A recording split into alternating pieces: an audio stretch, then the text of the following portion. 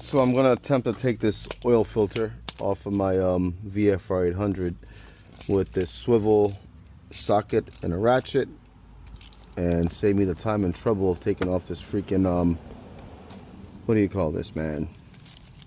It's fairing. So let's see if I can do this. All right, got the socket on there. Oh, look at that.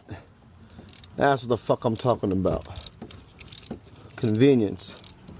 Y'all see that? It's awesome. The oil going right into the pan. Look at that. That's great.